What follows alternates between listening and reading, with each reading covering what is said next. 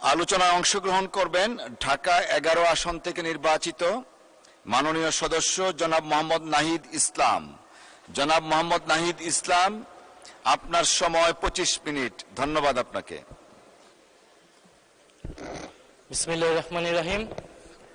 মাননীয় স্পিকার, আপনাকে ধন্যবাদ। আশা করি মাননীয় বিদ্যুৎ মন্ত্রীর রেখে যাওয়া সময়টা আমার সাথে যুক্ত করে দিবেন। মাননীয় স্পিকার, বাজেট বক্তব্য আমি প্রথমত মাননীয় অর্থমন্ত্রীকে ধন্যবাদ জানাই যে একটা ভঙ্গুর অর্থনীতির মধ্য দিয়ে এই সরকার অনেকের অনেক চাহিদা, অর্থনৈতিক সংকট এর মধ্য দিয়ে যে কোনো অর্থমন্ত্রীর একটা বাজেট পেশ করা আসলেই অনেক দুরূহ কাজ, দুঃসাধ্য কাজ।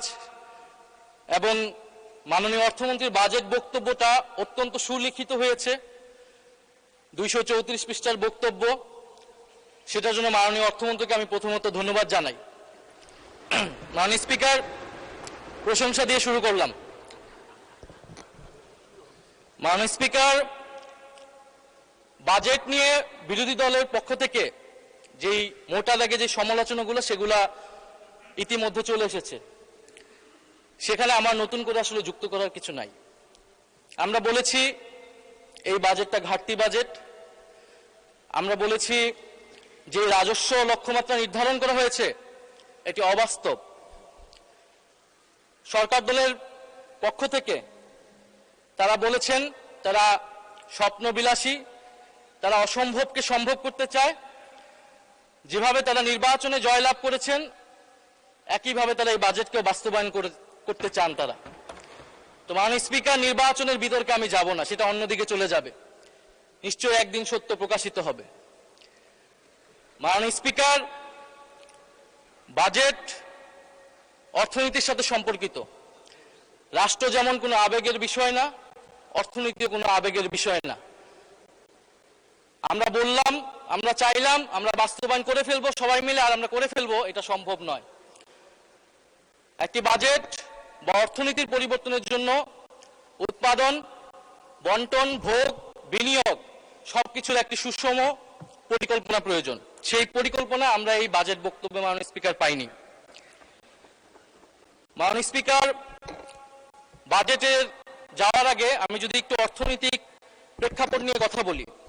1971 সাল বাংলাদেশের ছাত্র, তরুণ, কৃষক সবাই একটি জনযুদ্ধের মাধ্যমে এই ভূখণ্ডকে স্বাধীন করলো, লক্ষ্য সামাজিক ন্যায় বিচার প্রতিষ্ঠা করা।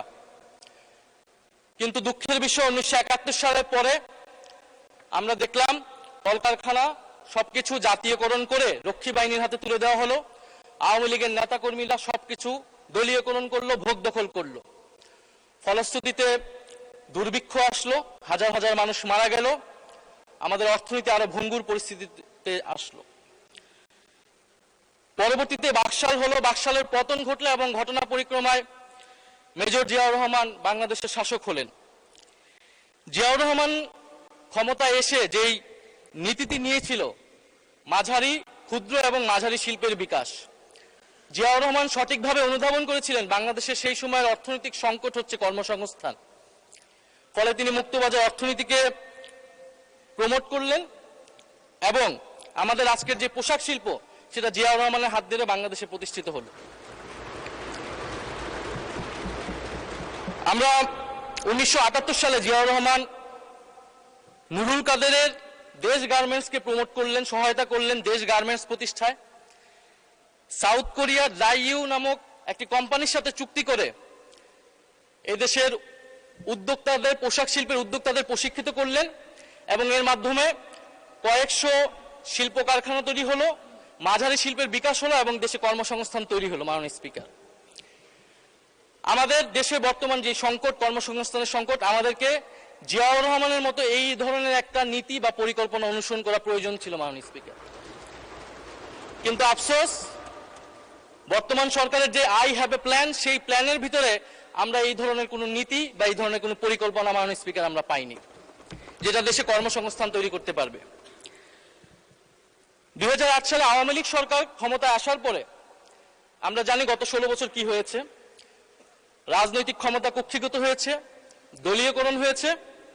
রাজনৈতিক ক্ষমতা কুক্ষিগত হওয়ার সাথে সাথে অর্থনীতিও কুক্ষিগত হয়েছে, সম্পদ কুক্ষিগত হয়েছে। ফলে অলিগার্ক শ্রেণী তৈরি হয়েছে, সিন্ডিকেট তৈরি হয়েছে। আপনি বিভিন্ন সেক্টরে যাবেন, 3-4টা কোম্পানি বাংলাদেশের সেই সেক্টরের সকল ব্যবসা নিয়ন্ত্রণ করছে। আমরা জানি কিভাবে ব্যাংক লুট হয়েছে, দেশের হাজার হাজার কোটি টাকা লোপাট হয়েছে। এই অলিগার্ক যেই অর্থনৈতিক ব্যবস্থা তৈরি হলো, সমাজে বৈষম্য তৈরি হলো এবং বাংলাদেশের তরুণ যুবকরা তারা কোনো কর্মসংস্থান পাচ্ছে না। 2024 সাল বাংলাদেশের বিশ্ববিদ্যালয়ের ছাত্ররা, তরুণরা রাস্তায় নেমে আসলো কোটা সংস্কারের দাবিতে। 2018 সালেও নেমে এসেছিল, এর আগে ভ্যাট বিরোধী আন্দোলনে নেমে এসেছিল। এবারের আন্দোলনের নাম বৈষম্য বিরোধী ছাত্র আন্দোলন। আমরা খুবই সুপরিকল্পিতভাবেই এই আন্দোলনের নাম দিয়েছিলাম বৈষম্য বিরোধী ছাত্র আন্দোলন।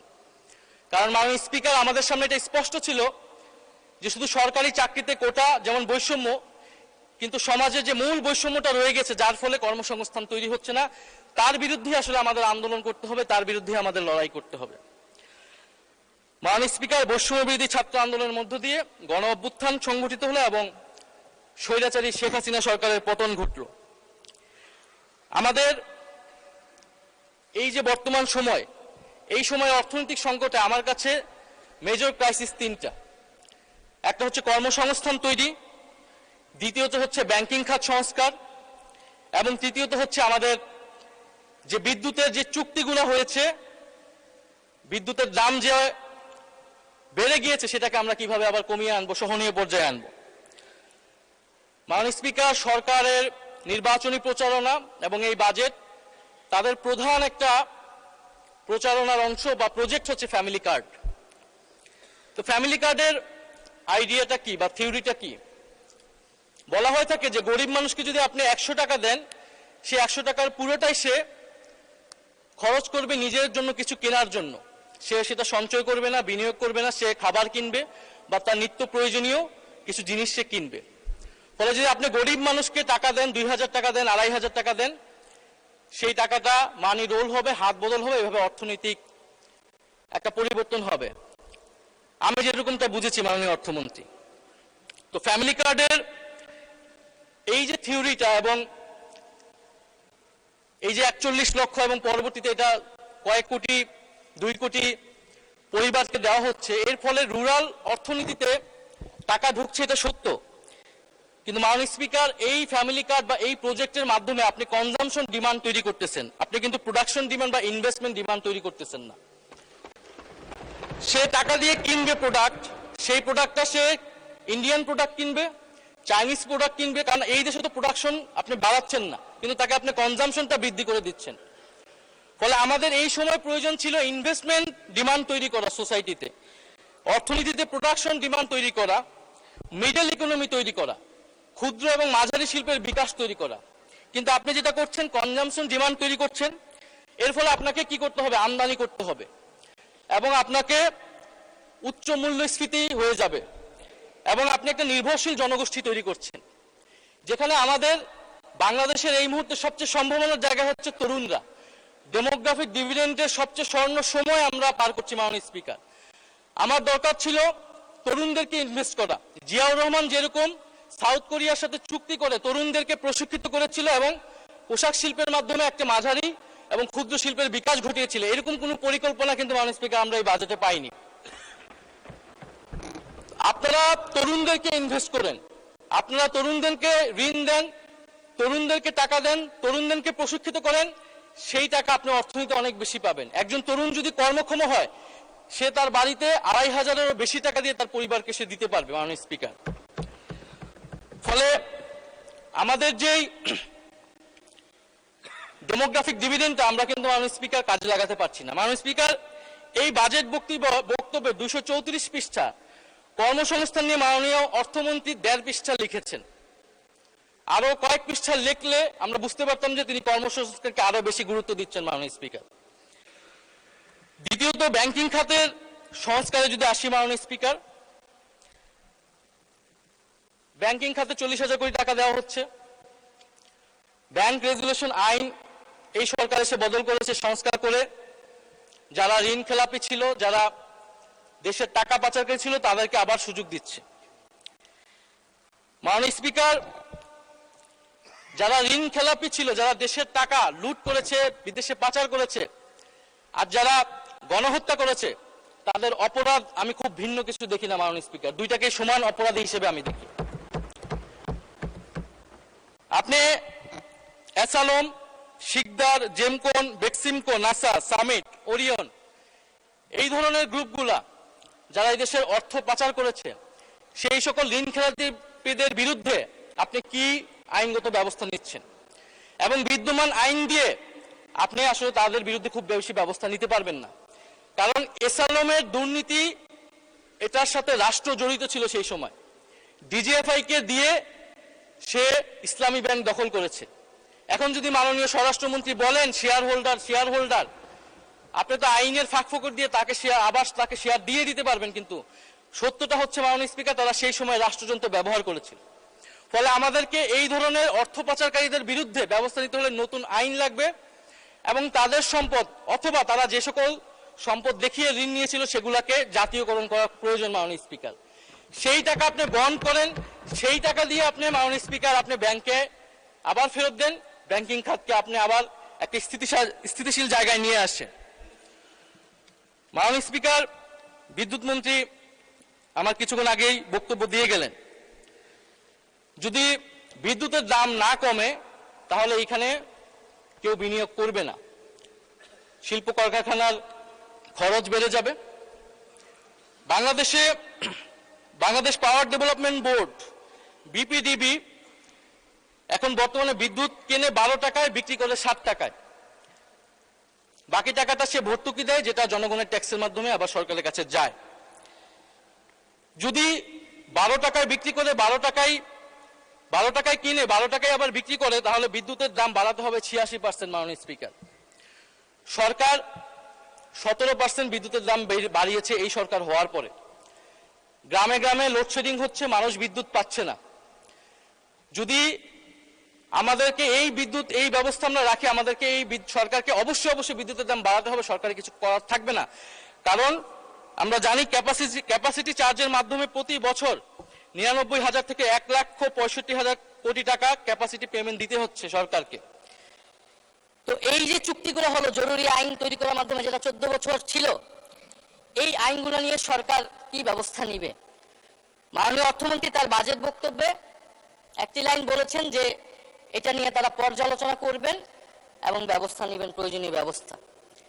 এটা তারা 31 দফাতে বলেছিলেন। আমরা আরো সুস্পষ্টভাবে ওনাদের কাছ থেকে পদক্ষেপ আশা করেছিলাম, যে যারা, এটা শুধু দুর্নীতি না, এটা পরিকল্পিতভাবে, কাঠামোগতভাবে এটা বাংলাদেশের অর্থ লুট করা হয়েছে, বাংলাদেশের বিদ্যুৎ সেক্টরকে ধ্বংস করে দেওয়া হয়েছে, তাদের বিরুদ্ধে আপনারা কি ব্যবস্থা নেবেন?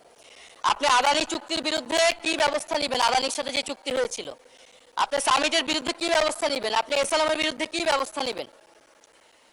আমরা জানি এই চুক্তিগুলো সার্বভৌম, ফলে আমাদেরকে আন্তর্জাতিকভাবে এটা এবং প্রমাণ করতে হবে যে এখানে দুর্নীতি হয়েছিল। অন্তর্বর্তী সরকারের সময় অনেকগুলো দুর্নীতির প্রমাণ কিন্তু মাননীয় স্পিকার সংগ্রহ করা হয়েছিল। এখন সরকারের সদিচ্ছার বিষয় যে সরকার এটাকে কাজে লাগাবে কিনা। সরকার যদি এটাকে কাজে না লাগায়, কোনোভাবেই সরকার বিদ্যুতের দাম সহনীয় পর্যায়ে রাখতে পারবে না।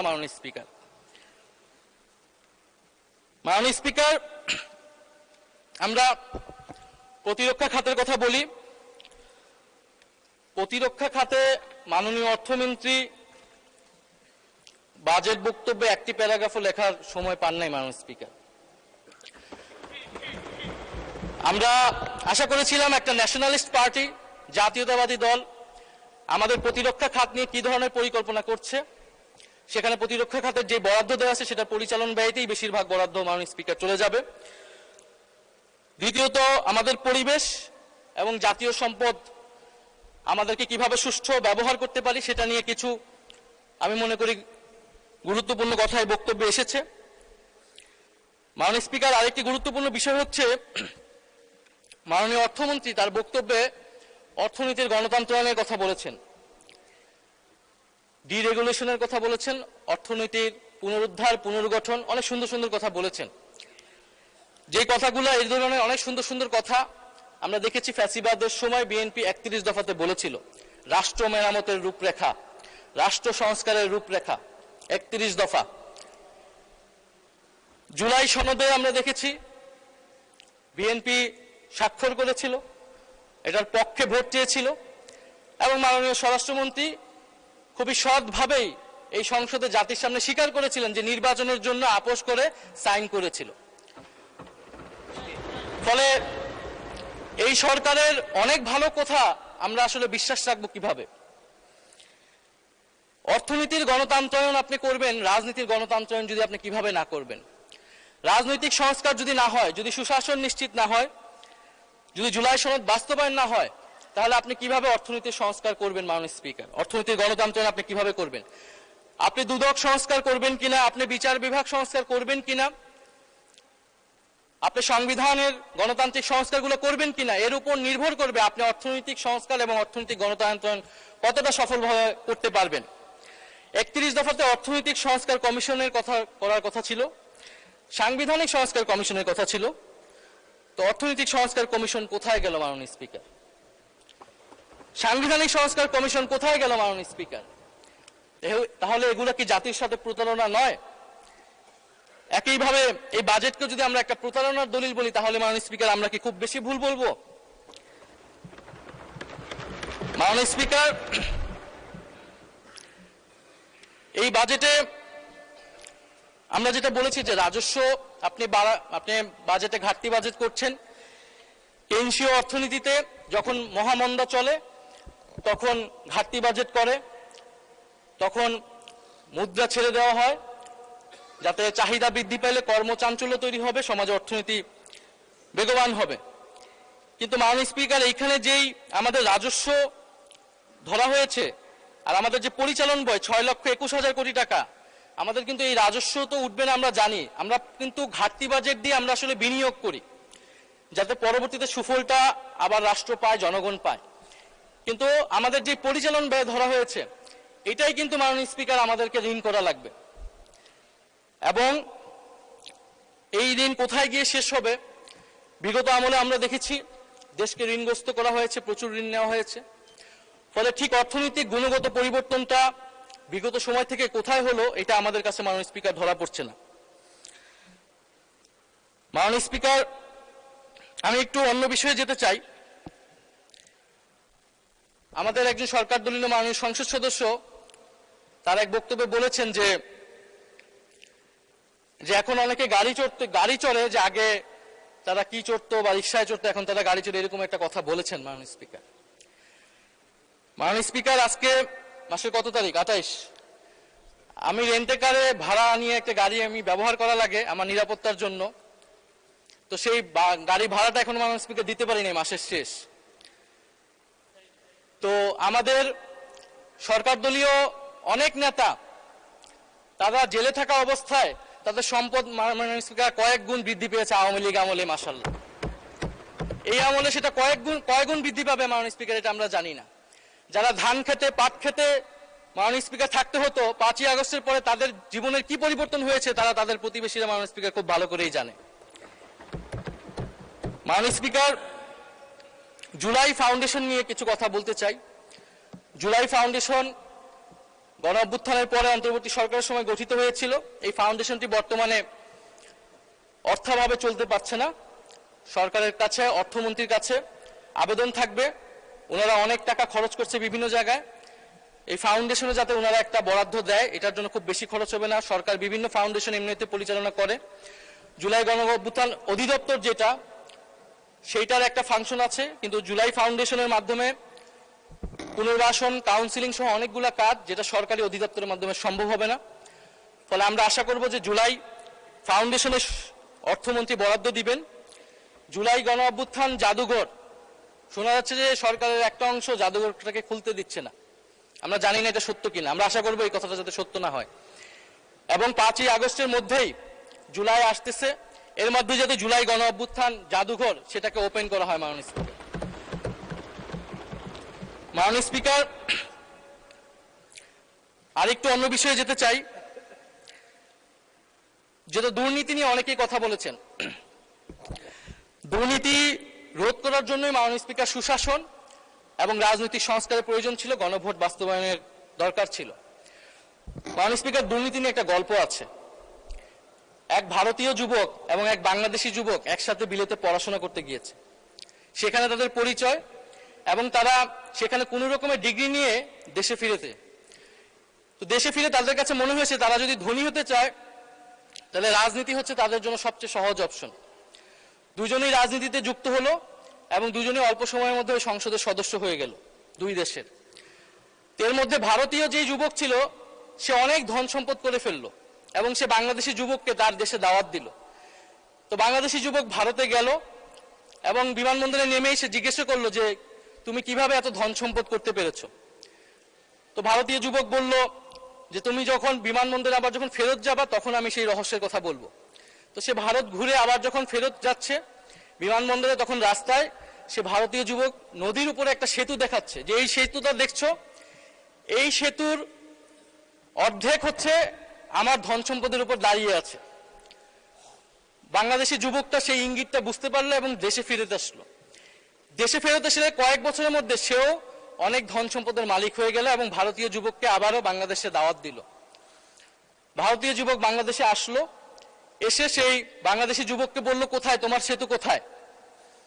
তো বাংলাদেশি যুবক বলল যে তুমি থাকো 2 দিন, যাওয়ার সময় বিমানবন্দরে আমি তখন তোমাকে এই রহস্যের কথা বলবো।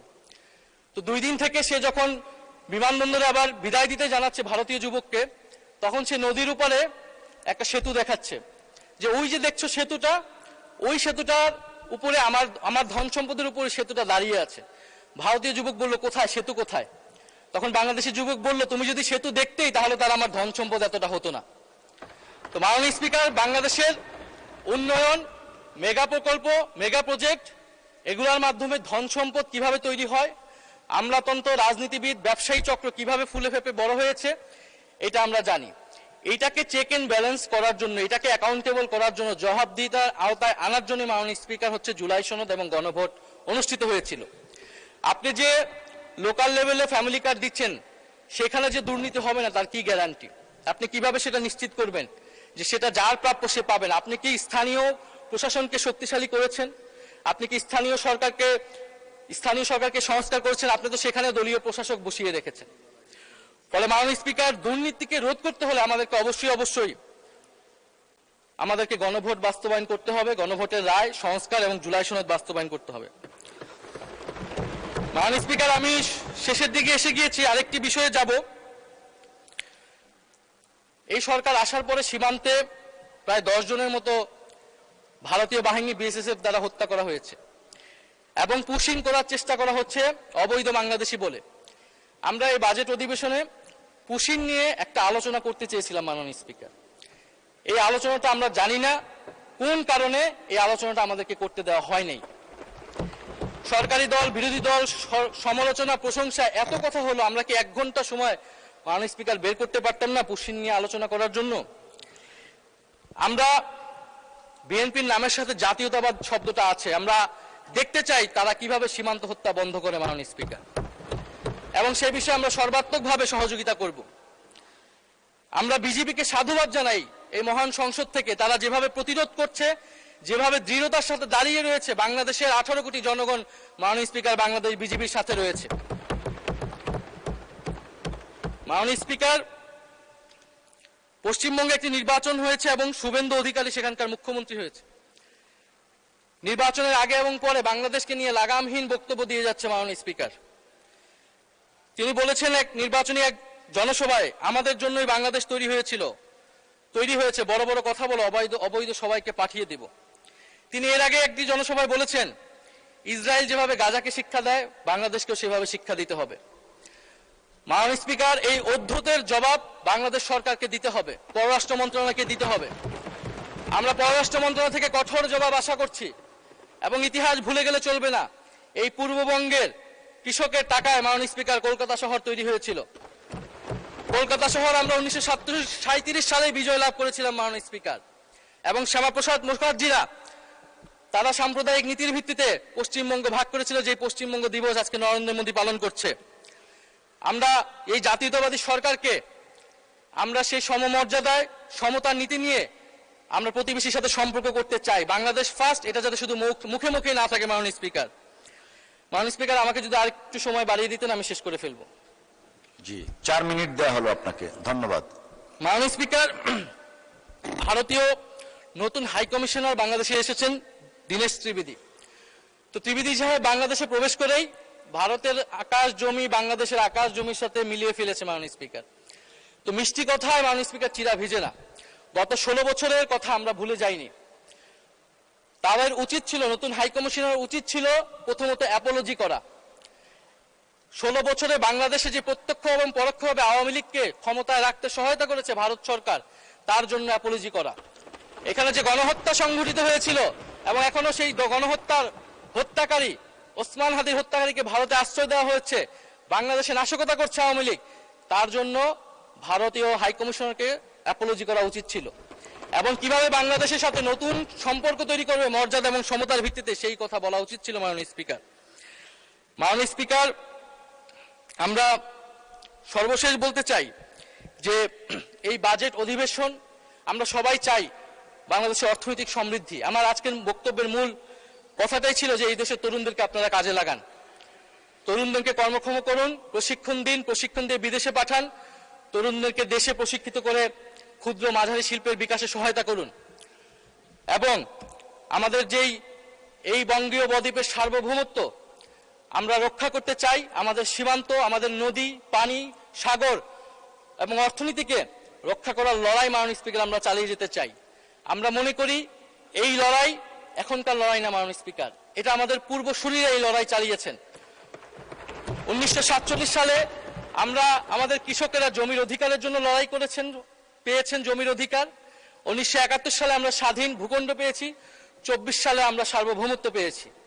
মাননীয় স্পিকার, এই লড়াই চালিয়েছিলেন হাজী শরীয়তুল্লাহ ফরাজি আন্দোলনের মাধ্যমে, এই লড়াই চালিয়েছিলেন তিতুমির বাঁশের কেল্লার মাধ্যমে, এই লড়াই চালিয়েছিলেন হাবিলদার রজব আলী সিপাহী বিদ্রোহে, এই লড়াই শাহজালাল চালিয়েছিলেন গৌর গোবিন্দের বিরুদ্ধে। মাননীয় স্পিকার, আমাদের যে 100 বছরের সংগ্রাম, এই দেশের ভূখণ্ড, মাটি, আমাদের স্বাধিকার, আজাদি রক্ষা করার লড়াই, এই হাজারো সংগ্রাম লড়াইয়ের মধ্য দিয়ে আমরা একটা দেশ পেয়েছি যার নাম বাংলাদেশ। এই দেশকে আমরা রক্ষা করতে চাই, এই দেশকে আমরা ঐক্যবদ্ধ করতে চাই। এই দেশকে রক্ষার জন্য, স্বাধীনতা সার্বভৌমত্বের জন্য, বৈষম্যহীন এবং গণতান্ত্রিক বাংলাদেশের জন্যই 2024 সালে এত তরুণ, এত মানুষ জীবন দিয়েছে। আমরা আশা করব সেই জীবনদান বৃথা যাবে না। ফলে বর্তমান সরকারের প্রতি আমাদের আহ্বান থাকবে যে দুর্নীতি বন্ধ করুন, জুলাই সনদ বাস্তবায়ন করুন এবং যারা টাকা পাচার করেছে, অর্থনৈতিকভাবে লুটপাট করেছে, তাদেরকে বিচারের আওতায় আনুন। ইনশাআল্লাহ আমরা ঐক্যবদ্ধভাবে এই বাংলাদেশ বিনির্মাণ করব এবং বাংলাদেশকে একসাথে নেতৃত্ব দিব। মাননীয় স্পিকার, আপনাকে ধন্যবাদ। ইনকিলাব জিন্দাবাদ।